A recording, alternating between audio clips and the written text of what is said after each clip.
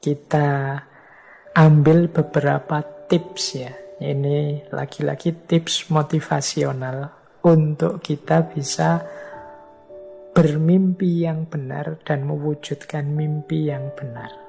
Jadi ini semacam rangkuman tadi dari berbagai uraian yang saya sampaikan di depan. Ini hal-hal konkret apa yang kita lakukan kemudian sehubungan dengan mimpi dalam rangka kita membentuk diri kita secara positif. Yang pertama, pasti dan tentu saja kita harus punya mimpi. Kita harus berani menentukan apa yang kita inginkan. Kita harus berani bermimpi besar. Kita harus punya target yang besar. Ini yang pertama ini. Kalau mimpi saja tidak berani, ya nanti tidak ada gunanya penjelasan ke belakang ini. Jadi mari menetapkan target tujuan untuk mewujudkan mimpi-mimpi. Mari kita mulai sekarang untuk menghindari distraksi-distraksi yang menjauhkan kita dari mimpi. Orang yang punya mimpi itu kan ibaratnya orang yang jelas target hidupnya. Berarti dia tahu nanti dia mau kemana, tujuannya apa. Nah, tahap selanjutnya yang pasti menghindar dari apapun yang membuat kita terdistraksi, membuat kita melenceng dari jalur mewujudkan tujuan tadi. Ini yang pertama. Jadi, ayo bermimpi, mari menetapkan tujuan, dan pelan-pelan mari menghindar dari apapun yang menjauhkan kita dari tujuan. Menghindari distraksi ini agak saya tekankan karena hari ini banyak sekali hal yang bisa mendistraksi kita. Khususnya karena aktivitas-aktivitas kita yang hari ini sebagian besar di dunia maya. Keramaian hidup kita sebagian besar kan di ranah online, media sosial, dunia maya itu kita ketemu banyak sekali distraksi-distraksi sehingga tenaga, waktu, fokus hidup kita sering tersita di situ sehingga kita terpalingkan dari mimpi-mimpi kita. Jadi yang pertama itu. Yang kedua, untuk mewujudkan mimpi-mimpi itu tentu saja harus kita punya rasa percaya diri. Kalau kita tidak yakin mimpi kita bisa terwujud, kalau kita tidak yakin bisa mencapai tujuan, ya pasti tidak bisa terwujud mimpi-mimpi kita. Tidak bisa sampai kita ke tujuan kita. Kita harus percaya bahwa kita mampu, kita bisa. Seperti di dulu waktu kita membahas bulan lalu, membahas self-love itu, ayo memanfaatkan antara lain self-talk yang positif. Jadi kita bicara dengan diri kita tapi secara positif. Mengapa begitu? Ini loh, jadi saya kemarin membaca itu. Jadi setiap orang itu rata-rata dalam sehari itu berpikir, kalau dihitung itu sekitar 50.000 kali. Berpikir, oh ya kita itu kan begitu bangun tidur, otak kita aktif, itu kan jalan pikiran kita. Tentang apa saja, tentang segala hal. Nah itu 50.000 kali. Dan 50.000 ini sebagian besar adalah tentang diri kita sendiri. Tentang diri kita itu, aku mau makan, aku mau tidur, aku mau istirahat sebentar, mana HP-ku, mana laptopku, dan lain sebagainya. Jadi ini ya asumsi saja, semacam penelitian umum saja. Jadi kita berpikir 50.000 kali, sebagian besar tentang diri kita sendiri, dan sebagian besar tentang diri kita itu ternyata sifatnya negatif. Jadi jarang diam-diam kita memberikan atau memikirkan diri kita secara positif. Selalu saja yang kita pikirkan masalah kita, problem kita, tugas yang belum kita lakukan, tanggung jawab yang belum tertunaikan, kekeliruan-kekeliruan kita kemarin, dan lain sebagainya. Selalu tentang kurang-kurangnya diri kita. Akibatnya apa? Ya otak kita terpengaruh dengan itu. Jadi dia tidak bisa memberikan 100% dayanya untuk membentuk kita dalam versi yang terbaik tentang diri kita. Wong kita pakai otak ini untuk selalu menegaskan di mana kurang kita, di mana masalah kita, di mana problem kita terus-menerus. Bukan berarti salah, tapi kalau sebagian besar sifatnya negatif, ya tentu saja kemudian terbentuk pandangan diam-diam, atau mungkin kalau bahasanya Freud tadi, di bawah sadar kita, bahwa kita itu banyak sekali kekurangannya, serba tidak sempurna, kita itu lemah. Akhirnya diam-diam kita ini jadi orang yang tidak percaya diri. Nah, makanya disinilah pentingnya. Tidak apa-apa kalau teman-teman punya media untuk self-talk. Self-talk itu ngomong dengan diri sendiri. Apakah itu langsung ngomong misalnya di depan cermin atau lewat tulisan-tulisan, silahkan saja. Beri afirmasi-afirmasi positif terhadap diri kita untuk kita bisa membangun rasa percaya diri.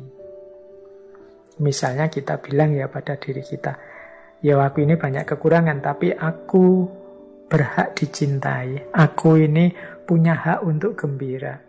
Sebagaimana semua orang, aku juga punya hak untuk bahagia. Nah, itu self-talk positif. Aku mampu mewujudkan apapun yang aku inginkan. Aku kuat menanggung apapun problem. Aku bisa menyelesaikan apapun masalah. Tidak ada masalah yang tidak mungkin aku selesaikan kalau aku mau. Aku mampu menarik orang-orang yang tepat ke dalam hidupku. Aku bisa mewujudkan mimpi dan cita-citaku sesuai yang aku inginkan. Aku terus ini self-positif, self-talk yang positif terhadap diri kita. Ini akan menumbuhkan rasa percaya diri. Ini boleh diulang, bulan lalu rekaman kita tentang self-love yang berhubungan dengan self-talk yang positif tentang diri kita. Jadi setelah kita bermimpi besar, mari kita percaya diri bahwa kita mampu mewujudkannya. Kalau masih banyak unsur-unsur kerendah dirian, ketidakpercayaan pada diri sendiri, boleh digunakan self-talk yang positif pada diri kita sendiri. Nah, ini diantara strategi kita untuk mewujudkan mimpi. Yang ketiga, yaitu akui hal-hal positif yang pernah kita capai di masa lalu.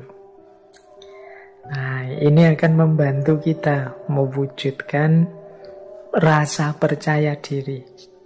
Jadi kita ingat-ingat hal-hal positif yang pernah kita capai. Kan tidak ada orang itu yang tidak punya capaian apapun. Sekecil apapun, seperti apapun bentuknya, pasti setiap orang pernah punya capaian-capaian. Meskipun sekedar di level kampungnya sendiri, atau mungkin di rumahnya sendiri, atau mungkin urusan-urusan pribadinya sendiri. Bahkan termasuk hal yang paling kecil. Wah, aku pernah sabar di hadapan temanku yang sebenarnya sudah sangat menjengkelkan. Ini kan kecil. Mungkin kita punya teman yang temperamen, atau kita punya teman yang cerewet, yang membuat kita sering tidak sabaran. Tapi kita pernah berhasil sabar mendengarkan dia cerewet selama berjam-jam. Oh, itu kan anggap saja itu capaian positif, bahwa ternyata aku mampu mengendalikan diri. Aku pernah berhasil mengendalikan diri. Itu contoh hal positif. Tidak apa-apa kita ingat-ingat untuk membantu kita mewujudkan rasa percaya diri. Bahwa kita ini sesuatu kok. Jadi kita bukan tidak ada apa-apanya, tapi kita ada sesuatunya, ada apa-apanya. Buktinya apa? Banyak prestasi-prestasi, capaian-capaian positif, meskipun levelnya individu yang pernah kita capai. Ya ini nanti lanjut juga ke yang keempat, kita mengakui, mengafirmasi kelebihan-kelebihan kita. Aku bisa ini, aku bisa itu, aku mampu ini, aku mampu itu. Ini membantu kita memahami diri sekaligus menumbuhkan rasa percaya diri. Saya yakin tidak ada satupun orang yang blank sama sekali, tidak punya kemampuan dan kelebihan apa-apa. Setiap orang pasti istimewa. Setiap orang pasti punya kelebihan sesuai yang dia miliki. Hanya saja mungkin dia melupakannya atau tidak menganggap itu sebagai kelebihan. Bisa jadi kan belum tahu, Pak. Kemungkinan sudah tahu, tapi mungkin dia tidak menganggap itu sebagai sebentuk kelebihan. Nah, mari kita bahasakan apapun yang kita bisa sebagai kelebihan. Misalnya, meskipun hal kecil. Saya bisa makan secara serius, Pak. Nah, itu kan juga kelebihan. Saya bisa minum, saya usahakan selalu sambil duduk, tidak sambil berdiri. Meskipun sama orang yang lain sambil berdiri dan lain sebagainya, itu bahasakan saja sebagai kelebihan-kelebihan dalam rangka membangun rasa percaya diri kita. Nah, selanjutnya ada strategi spesifik yang sering dijadikan tips banyak motivator. Yaitu apa? Visualkan tercapainya keinginan kita. Ini pernah saya jelaskan di waktu kita sesi The Law of Attraction. Jadi memvisualkan keberhasilan. Misalnya bayangkanlah teman-teman sedang menerima trofi juara pertama apa dan rasanya gembira sekali. Itu namanya memvisualkan. Bayangkanlah di atas pelaminan berdua dengan orang yang kita cintai dan saat itu kita betapa berbunga-bunga. Keluarga juga begitu gembira melihat kita merestui. Itu namanya memvisualkan dalam pikiran kita. Bayangkan betapa orang kemudian tepuk tangan mengagumi kita saat kita berhasil meraih ini dan lain sebagainya. Itu namanya memvisualkan, membayangkan. Nanti aku akan seperti ini. Bayangkan ketika kita sukses tadi ya, ada cita-cita jadi presiden. Wah, kita dilantik di depan MPR, ditonton orang se-Indonesia misalnya. Visualkan. Ini akan membantu kita menguatkan keinginan kita juga. Ini kalau pakai The Law of Attraction itu akan menarik apa yang ada di sekeliling kita, mendukung keinginan kita. Nah, yang keenam, tentu saja kerjakan yang sudah kita rencanakan. Jangan diam saja. Tadi ada tahapan-tahapannya. Kita cari ilmunya, kita gali potensi kita yang sesuai, kita tetapkan destinasi-destinasi setahap demi setahap, langkah-langkahnya dan lain sebagainya.